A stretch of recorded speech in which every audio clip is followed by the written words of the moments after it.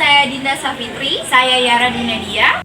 Adapun tujuan pembelajaran kali ini yaitu mahasiswa mampu menerapkan pemikiran logis, kritis, sistematis, inovatif dalam konteks peranan metabolisme asam lemak dalam kehidupan sehari-hari. Sintesis dan pemecahan asam lemak terjadi melalui jalur yang berbeda, dikatalisis oleh enzim yang berbeda, dan berlangsung di bagian sel yang berbeda. Selain itu, biosintesis memerlukan partisipasi intermediate 3 karbon, malonyl-CoA yang tidak terlibat dalam pemecahan asam lemak. Pembentukan malonyl-CoA dari asetil-CoA adalah proses irreversible, dikatalisis oleh asetil-CoA karboksilase. Enzim bakteri memiliki 3 subunit polipeptida yang terpisah. Dalam sel hewan, ketiga aktivitas tersebut merupakan bagian dari satu pasang polipeptida multifungsi. Sel tumbuhan mengandung kedua jenis asetil-CoA karboksilase. Dalam semua kasus, enzim mengandung gugus prostetik, biotin yang terikat secara kovalen dalam ikatan amida dengan gugus alfa amino dari residu lisin di salah satu dari 3 polipeptida atau domain molekul enzim.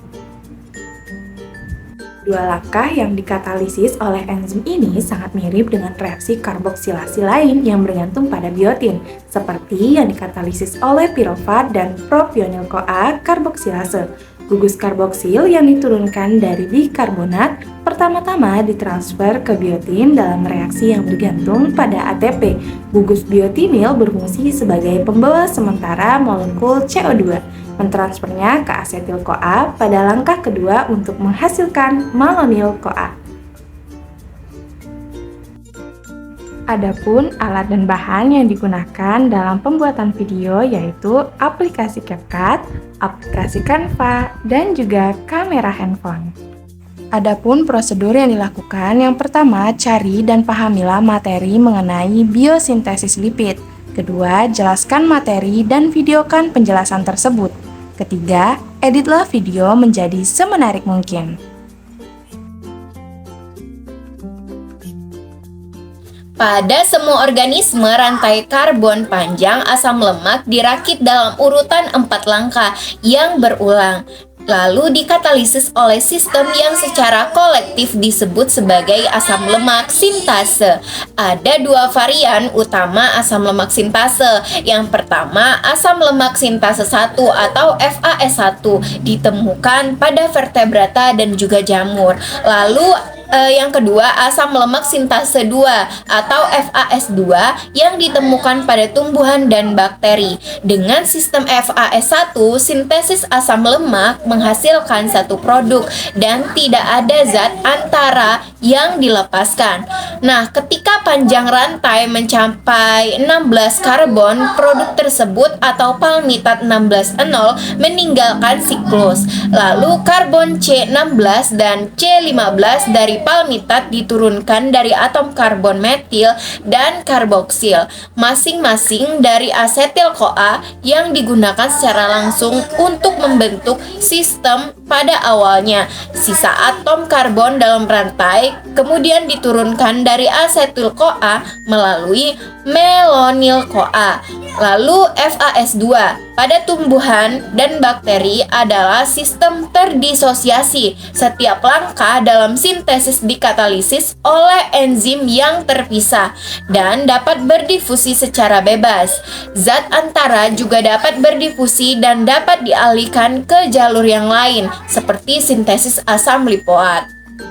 Nah, tidak seperti FAS1, FAS2 ini menghasilkan berbagai produk, termasuk asam lemak jenuh dengan beberapa panjang serta asam lemak tak jenuh yang bercabang dan hidroksi.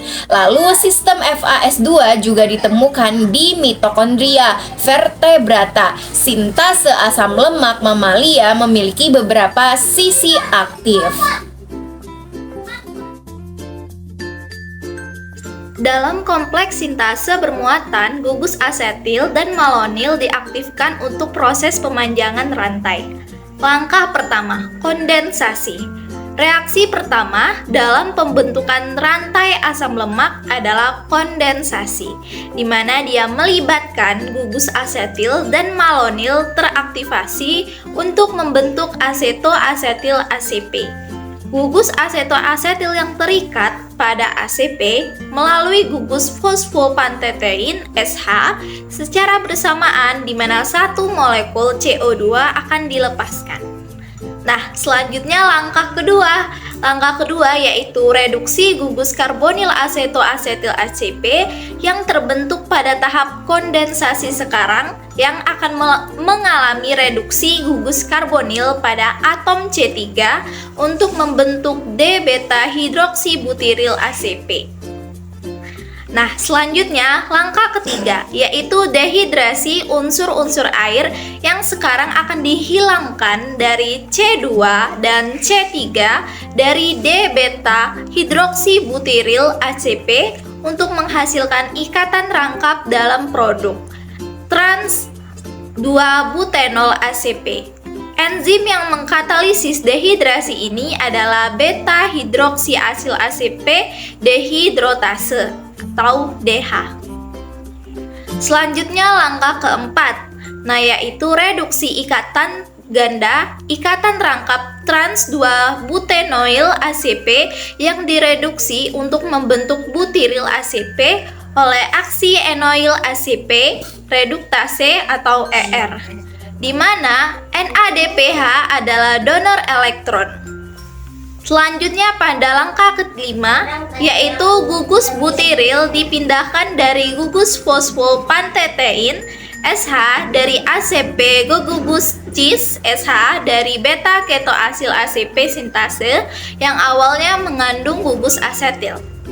Langkah ke-6, gugus malonil lain dihubungkan ke gugus fosfopantetein SH dari ACP yang sekarang kosong. Nah, dengan 7 siklus kondensasi dan reduksi akan menghasilkan gugus palmitoil jenuh 16 karbon yang masih terikat pada ACP. Adapun kesimpulan dari materi berikut yaitu biosintesis lipid memerlukan partisipasi intermediate 3 karbon malonil-CoA. Pembentukan malonil-CoA dari asetil-CoA adalah proses irreversibel yang dikatalisis oleh asetil-CoA karboksilase.